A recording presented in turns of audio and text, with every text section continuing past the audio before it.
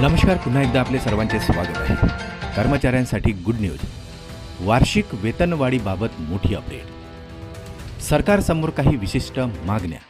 कर्मचाऱ्यांची वार्षिक वेतनवाढ दुप्पट होऊ शकते, तर किमान वेतन किती असावे?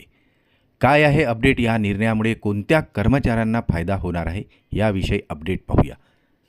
संपूर्ण माहिती पाहण्यापूर्वी आपणास एकच विनंती आहे की हा व्हिडिओ संपूर्ण पाहावा. चॅनलला अजूनही सबस्क्राईब केलेलं नसेल तर चॅनलला सबस्क्राईब करा, जेणेकरून नवनवीन व्हिडिओचे अपडेट मिळत राहतील आणि समोर बेल आयकॉनला प्रेस करायलाही विसरू नका. ही संपूर्ण माहिती शेअर करायलाही विसरू नका.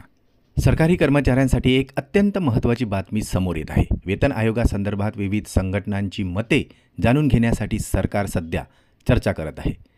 दरम्यान सरकारी कर्मचाऱ्यांचे प्रतिनिधित्व करणाऱ्या संघटनांनी सरकारसमोर कर्मचारी हिताचा एक प्रस्ताव ठेवलेला आहे. नेमका काय आहे प्रस्ताव? चला तर पाहूया. कर्मचारी संघटनांनी वेतन आयोगाकडे आपल्या मागण्यांचे एक निवेदन सादर केले आहे. निवेदनानुसार कर्मचाऱ्यांना त्यांच्या वेतनाच्या पुनरावलोकनासाठी आता यापुढे 10 वर्षाचा प्रदीर्घ कालावधी वाट पाहत बसावे लागणार नाही. सध्याची आर्थिक परिस्थिती लक्षात घेता वेतनाचा आढावा दर 5 वर्षांनी घेतला पाहिजे असा प्रस्ताव ठेवलेला आहे.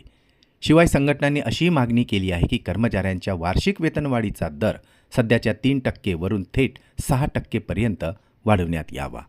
कर्मचाऱ्यांच्या या मागण्यांसोबतच विविध संस्थांनी अशीही सूचना केली आहे की लेव्हल 1 वरील कर्मचाऱ्यांचे किमान सुरुवातीचे वेतन दरमहा अंदाजे 69,000 रुपये इतके निश्चित केले जावे. यामुळे आता येणाऱ्या भविष्यात कर्मचाऱ्यांना मोठा आर्थिक फायदा होणार आहे.